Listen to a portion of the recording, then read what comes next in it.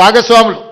రేపు ఈ తెలంగాణ సమాజం పునర్నిర్మించాలంటే తెలంగాణ సమాజంలో పునర్నిర్మాణంలో మీరు భాగస్వాములు కావాలి. మీరు రాణించాలంటే మీరు చదువులో నైపుణ్యాన్ని ప్రదర్శించాలి. ఈరోజు ఉన్నత శిఖరాలకు మీరు ఎదగాలి అనంటే చదువు ఒక్కటే మీకు లక్ష్యంగా ఉండాలి అనేదే నా యొక్క సూచన. ఈరోజు మిత్రులారా, మీరందరూ ఆలోచన చేయండి. SC ST BC minority EWS వర్గాలుగా ఈరోజు సమాజంలో ఉన్న ఎవరికి వాళ్ళకి వేరే వేరే రెసిడెన్షియల్ స్కూళ్ళు పెట్టడం వల్ల ఒక రకమైన ఆత్మ న్యూనత భావంలో మనం పెరగవలసిన పరిస్థితి వస్తుంది. ఎందుకు ఈ సమాజం మమ్మల్ని దళితులు కదా అని ఒక పక్కన పెట్టినరా, లేకపోతే గిరిజనులని మమ్మల్ని ఇంకొక పక్కన పెట్టినరా, బలైన వర్గాలని మమ్మల్ని చిన్నచూపు చూస్తున్నారా అని మన మనసులో ఎక్కడో ఒక దగ్గర నిగూఢమైన అభద్రతా భావం ఉంటుంది.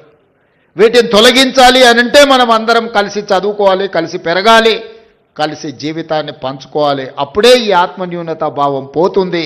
ఈ సమాజ నిర్మాణంలో మీరు భాగస్వాములు అవుతారు అని ఆలోచన చేసి ఈరోజు రాష్ట్ర ప్రభుత్వం young India integrated residential schools అనే ఒక విధానాన్ని తీసుకొచ్చి ఈ దేశానికి ఆదర్శంగా ఉండే విధంగా 25 ఎకరాలలో ఒక కార్పొరేట్ కాలేజీలతో పోటీ పడే విధంగా ఈచ్ స్కూల్కి 200 కోట్ల రూపాయలు కేటాయించి ఈరోజు మీకు ఒక ఇంటర్నేషనల్ స్టాండర్డ్స్ ఎడ్యుకేషన్ని not only infrastructure educational qualification కూడా అక్కడ ఉండే క్వాలిటీ కూడా పెంచాలి అని ఒక లక్ష్యంతో ఈరోజు మేము పనిచేస్తున్నాం. ఈరోజు చాలామంది విమర్శిస్తున్నారు. ఇవాళ పత్రికలో చూసిన ఈ SC ST BC minority EWS పిల్లలకు 200 కోట్ల రూపాయలు పెట్టి 100 అంటే దాదాపుగా 25,000 కోట్ల రూపాయలు ఖర్చు పెట్టి కట్టాల్సిన అవసరం ఉందా అని ఒక పత్రిక రాసింది. ఒక రాజకీయ పార్టీకి సంబంధించిన పత్రిక. కరెక్టే మీ విధానంలో ఎందుకంటే మీరు అధికారంలో ఉన్నప్పుడు బర్రెలు గొర్రెలు చేపలు చెప్పులు కుట్టుకోండి అనే స్కీములు మీరు తీసుకొచ్చిండ్రు. ఆనాడు బడుగు బలైన దళిత గిరిజన మైనారిటీ వర్గాలు ఏం చేయాలంటే దళితులు చెప్పులు కుట్టుకోవాలి, బలహీన వర్గాలు చేపలు పట్టుకోవాలి, ట్రైబల్స్ పందులు పెంచుకోవాలని గత ప్రభుత్వంలో స్కీములు వచ్చినాయి. మీరు అందరూ చూడండి. గత 10 సంవత్సరాలలో ఏం చెప్పారు? బర్రెలు గొర్రెలు ఇస్తాం, చేపలు ఇస్తాం, చెప్పులు కుట్టుకోండి, మీకు స్కీములు ఇస్తామని చెప్పిండ్రు తప్ప మీకు చదువు చెప్తాం, మీకు రాజ్యాధికారం ఇస్తాం, మీ రాజ్యం నిర్మాణంలో మిమ్మల్ని భాగస్వాములను చేస్తామని చెప్పలేదు. మీ చదువుకున్న నిరుద్యోగ యువకులకు పీజీలు పిహెచ్డీలు చదివి ఇలా చాలామంది పేదోళ్ళు, నేను గ్రామీణ ప్రాంతం నుంచి వచ్చిన గ్రామీణ పరిస్థితులు ఎట్లుంటాయో క్షుణ్ణంగా అవగాహన ఉన్నవాడిగా చెప్తున్నా.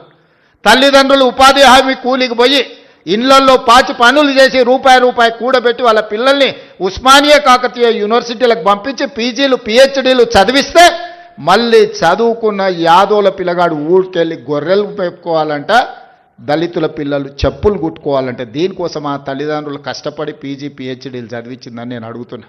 ఎందుకు ఆ 10 సంవత్సరాలలో ఉద్యోగ నోటిఫికేషన్లు ఇవ్వలేదు? ఉద్యోగ నోటిఫికేషన్ల కోసం ఉస్మానియా కాకతీయ యూనివర్సిటీల నుంచి మొదలు పెడితే అశోక్ నగర్ చౌరాస్తా వరకు నోటిఫికేషన్ల కోసం అల్లాడిన పిల్లలు లేరా? తెలంగాణ ఉద్యమంలో ఒక్కరైనా మీ పిల్లలు చచ్చిండ్రా? చచ్చిపోయిన పిల్లలందరూ ఈ పిల్లలే కదా. ఆ పిల్లలు ఉద్యోగాల కోసమే కదా సర్వం త్యాగం చేసింది. తెలంగాణ ఉద్యమంలో ముందు బాగానే నిలబడి పోరాటం చేసింది. వాళ్ళ తల్లిదండ్రులు మా బ్రతుకులు ఎట్లాగూ కూలి నాలి చేసుకొని పల్లెల్లో పేదరికంలో మగ్గిపోయినాం, మా పిల్లోడు చదువుకుంటే మా జీవితాలు బాగుపడతాయి, దాంతో మా తర్వాతి తరాలు బాగుంటాయన్న ఆలోచనతో చదివిస్తే ఉద్యోగ నోటిఫికేషన్లు ఇవ్వకుండా 10 సంవత్సరాలు వాళ్ళ జీవితాలతో చెలగాటమాడిన వాస్తవం కాదా? ఈరోజు నేను సివిల్ సొసైటీలో పనిచేసే వాళ్ళ తరఫున వాళ్ళు నన్ను కలిసి మాట్లాడినప్పుడు 23-24 సంవత్సరాల యువకుడు పోటీ పరీక్షలకు ప్రిపేర్ అవుదామని హైదరాబాద్కు వస్తే 10 సంవత్సరాలు నోటిఫికేషన్లు ఇవ్వకపోతే వాడి జీవితంలో 23-24 సంవత్సరాల నుంచి 35-36 సంవత్సరాల వరకు జీవితంలో నిలదొక్కుకోకుండా, పెళ్ళి లేకుండా, కుటుంబంతో ఉండకుండా ఈరోజు వాళ్ళ జీవితాలు కాలగర్భంలో కలిసిపోతుంటే ఆ తల్లిదండ్రుల దుఃఖం అనేది కుర్చీలో ఉన్నవాడికి ఉండాలి కదా. మీ కుటుంబంలో పార్లమెంటు కోడిపోతే 6 నెలలు తిరగకముందే ఉద్యోగం ఇచ్చుకున్నారు. మీ బంధువులను ప్రజలు తిరస్కరిస్తే ఎంబడెంబడే నామినేట్ పదవులు ఇచ్చుకున్నారు. మీ పిల్లలకి ఎప్పుడు ఉద్యోగాలు ఉండాలి, మీ పిల్లలకు పెద్ద పెద్ద ఫామ్ హౌస్లు ఉండాలి, మీరు ఆగర్భ శ్రీమంతులుగా బెంచ్ కార్లలో తిరగాలి, మేమేం వద్దంటలేం. మీరు లావిష్ లైఫ్ మీరు గడపండి, కానీ కనీసం మా పిల్లలకు పోటీ పరీక్షలు నిర్వహించాలన్న ఆలోచన మీకు రాలే.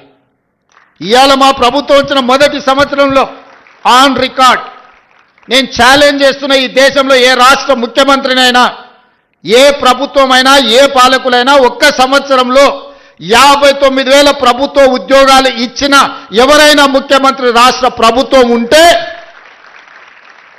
వాళ్ళు విధించే ఏ శిక్షకైనా నేను మా ఉప ముఖ్యమంత్రి గారు సిద్ధంగా ఉన్నాము.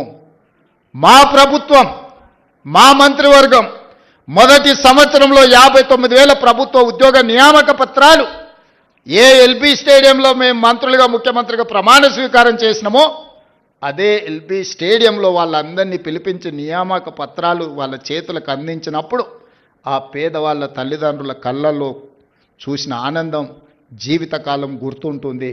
ఎందుకంటే వాళ్ళ పిల్లలు ప్రయోజకులైనప్పుడు ఆ తల్లిదండ్రుల కళ్ళల్లో కనిపించే ఆనందం ఒక గొప్ప అనుభూతి.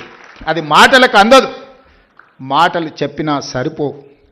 అట్లా 59,000 మందికి ఎల్బీ స్టేడియంలో మొదటి సంవత్సరంలోనే ప్రభుత్వ ఉద్యోగ నియామకాలు అందించి మాకిచ్చిన అవకాశాన్ని సద్వినియోగం చేసుకునే ప్రయత్నం చేస్తున్నాం. ప్రైవేట్ కార్పొరేట్ కంపెనీల్లో కూడా దాదాపుగా ఈ సంవత్సరన్నరలో 1,00,000 ఉద్యోగాలు లెక్కగట్టి ఈరోజు పెట్టుబడులు తెచ్చి మన చదువుకున్న పిల్లలకు ఉద్యోగాలు అందించినాం. కానీ ఇవి సరిపోవు, నాకు స్పష్టంగా తెలుసు. దాదాపుగా పబ్లిక్ సర్వీస్ కమిషన్ నమోదు చేయించుకుంటే నిరుద్యోగులు పట్టభద్రుల పైన చదువుకున్న వాళ్ళు 20 లక్షల మంది దాకా ఉన్నారు. వీళ్ళందరికీ ప్రభుత్వంలో ఉద్యోగ అవకాశాలు వస్తాయంటే రావచ్చు, రాకపోవచ్చు. కానీ ప్రభుత్వం పెట్టవలసిన పోటీ పరీక్షలు పెట్టి ఫలితాలను ప్రకటిస్తే వాళ్ళు జీవితంలో ఇంకో ఓపి ప్రయాణం చేస్తారు. పరీక్షలు పెట్టకుంటుంటే ఆ పరీక్షల కోసమే 10 సంవత్సరాలు అశోక్ నగర్లను, అమీర్పేట్ చౌరస్తాలను, దిల్సుఖ్ నగర్లను కోచింగ్ సెంటర్ల చుట్టూ తిరుక్కుంటూ యుక్త వయసు మొత్తం కాలగర్భంలో కలిసిపేసిన తర్వాత వాళ్ళు ఎందుకు ఉపయోగపడతారు?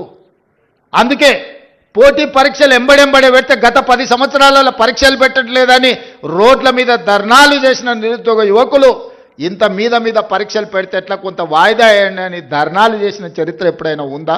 మొదటిసారి మన ప్రభుత్వంలో మొదటి సంవత్సరంలోనే ఆ సిచ్యువేషన్ చూసినాం. నా బాధ, నా ఆవేదన ఒక్కటే, నా ఆలోచన ఒక్కటే, పరీక్షలు వాయిదాలు పెట్టినా కొద్దిగా పిల్లలు ఇంకో పని చేసుకోరు, ఇంకొక దానికి ప్రిపేర్ అవ్వరు.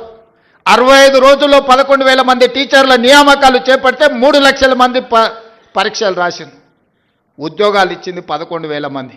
మరి దాదాపుగా 2,89,000 మంది ప్రత్యామ్నాయం ఎత్తుకుంటారు. పరీక్ష అయిపోయి ఫలితాలు వస్తే ఇక మాకు ప్రభుత్వ టీచర్ ఉద్యోగానికి అవకాశం లేదు, మేము జీవితంలో ఇంకో ప్రయత్నం చేసుకోవాలి, ఇంకో పని చేసుకోవాలని ఆ దిశగా వాళ్ళు ఆలోచన చేసుకునే అవకాశం ఉంటుంది.